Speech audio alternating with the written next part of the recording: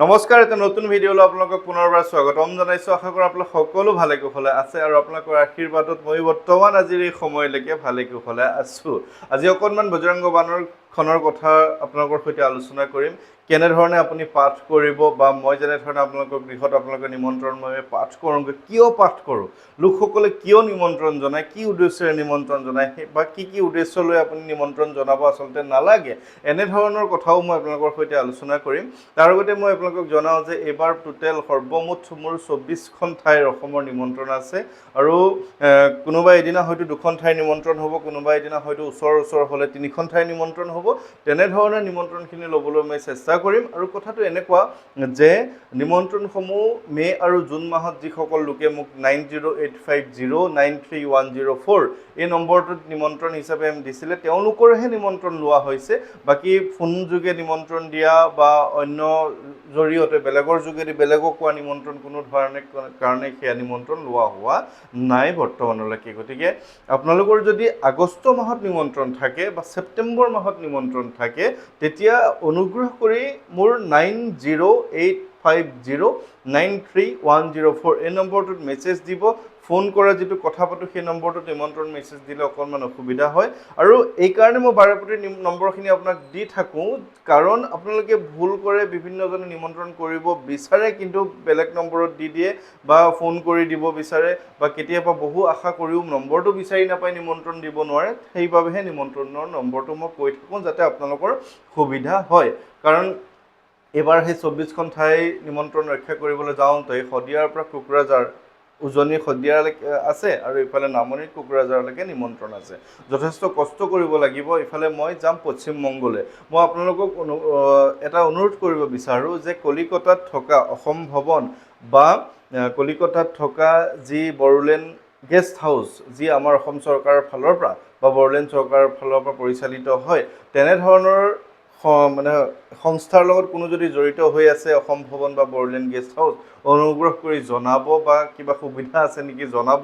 কাৰণ retired person হিচাপে দেউতাই তাত থাকিব আচলতে পাৰে চৰকাৰী নিয়ম মতে, কিন্তু পলিটিকেলি অকণমান বস্তুখিনি যাব লাগে। কিন্তু মই তেনেধৰণে কাকো ক'বলৈ বা দেউতাই কাকো ক'ব নোৱাৰে, যিহেতু দেউতাহঁত যথেষ্ট বয়স হৈছে। দেউতাক লৈ মই ফুৰিবলৈ যাম, দেউতা মাক লৈ। গতিকে অসমৰ অকণমান পৰম্পৰাগত খাদ্যৰ লগতে বা যিখিনি অসমীয়াৰ অকণমান গোন্ধ থাকিব তাত দেউতাহঁতে ভাল পাব, নহ'লে অকণমান অসুবিধা হ'ব। দেউতাই বাহিৰত একেবাৰে একো নাখায়, বহুত বেছি সমস্যা হ'ব মই যদি অন্যত থাকোঁ। গতিকে কোনো লোক যদি তেনেধৰণৰ অলপ চিনাকি কৰি আছে আৰু মোৰ লগত যোগাযোগ কৰিব, মই আপোনাৰ সৈতে তেনেধৰণে আৰু চেষ্টা কৰিম।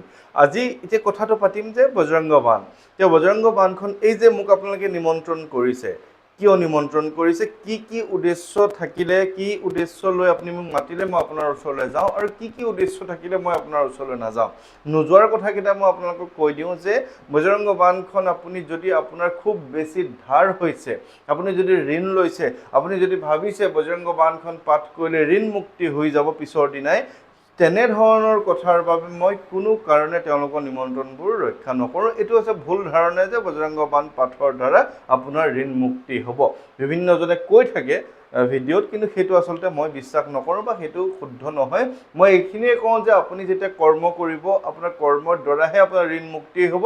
আপুনি মোক মাতক, আপোনাৰ ধাৰ থাকিলেও আপুনি মাতক, ঋণ থাকিলেও মাতক, এটাই কথা মোক কওক যাতে ধাৰখিনিতো মৰিব লাগে, কিন্তু আপুনি মোৰ কৰ্মৰ উন্নতিৰ বাবে ভগৱানৰ ওচৰত প্ৰাৰ্থনা জনাওক বা আপুনি ব্যৱসায় বাণিজ্য উন্নত হ'বৰ বাবে আপুনি জনাওক বা তেনেধৰণৰ যাৰ দ্বাৰা উপাৰ্জন বৃদ্ধি হয় তাৰ বাবে আপুনি মোক জনাওক।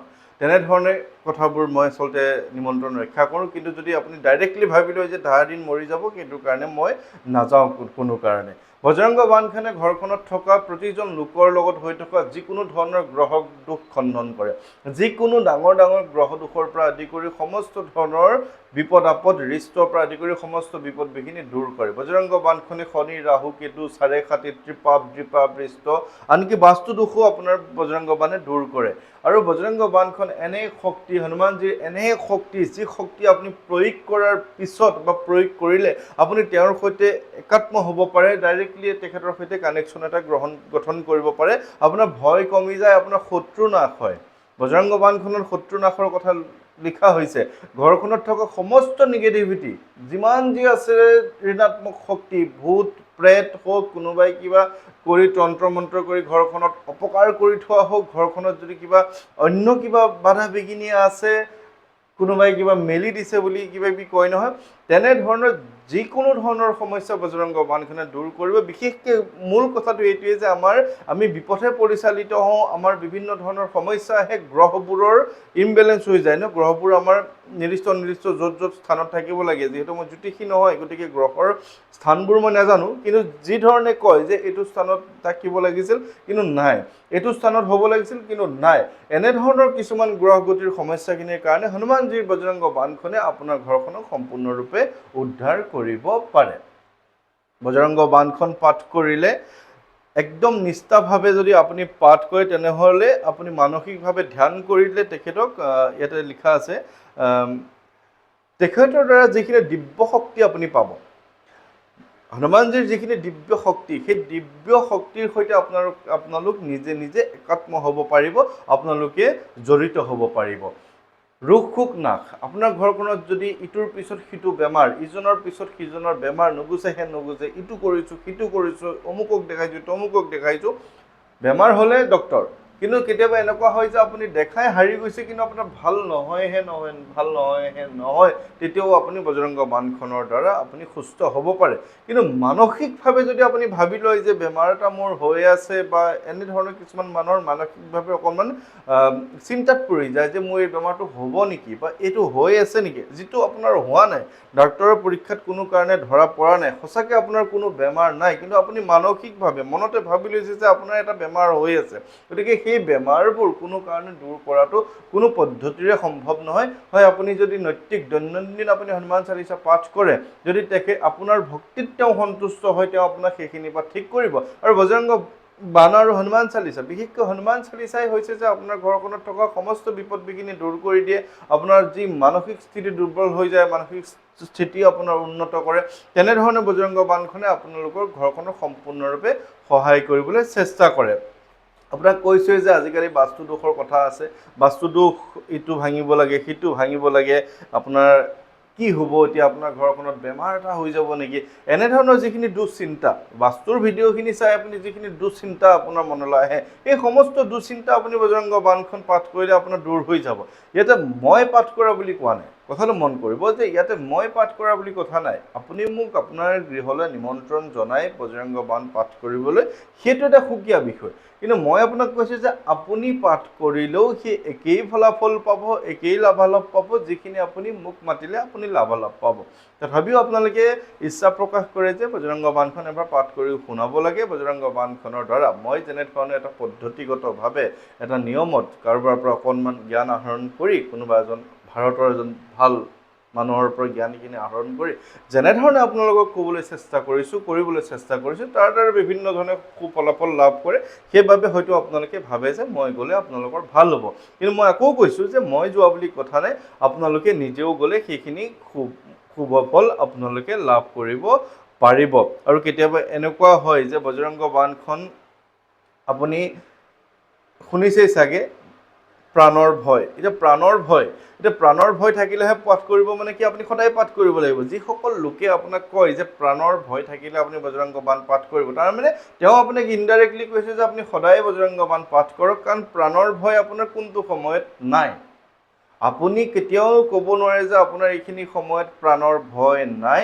মই এইখিনি সময়ত ক'ব নোৱাৰোঁ যে মোৰ প্ৰাণৰ ভয় নাই, কাৰণ মোৰ প্ৰতিটো মুহূৰ্ততে প্ৰাণৰ ভয় আছে। মই ওলাই গ'লে বাট পথৰ পৰা সমস্যা, গাড়ী মটৰৰ পৰা সমস্যা, মোৰ কাইলৈ কিবা এটা ডাঙৰ বেমাৰ হ'ব পাৰে, আপোনাৰ কিবা এটা অসুখ হ'ব পাৰে, তাৰমানে আপোনাৰ প্ৰাণৰ ভয় আজিও আছে, কাইলৈও আছে, ভৱিষ্যতেও থাকিব। গতিকে বজৰংগ বাণখনত কোৱা হৈছে যে পাঠ কৰে বজৰংগ বাণ কি, হনুমত ৰক্ষা কৰে প্ৰাণ কি। যেতিয়া আপুনি বজৰংগ বাণখন পাঠ কৰিব, হনুমানজীৰ কৃপাত হনুমানজীয়ে আপোনাৰ প্ৰাণৰ ৰক্ষা কৰিব। গতিকে যিহেতু আপুনি পাঠ কৰিলেহে ৰক্ষা পৰিব, গতিকে আগতে আপুনি পাঠ কৰিব লাগিব।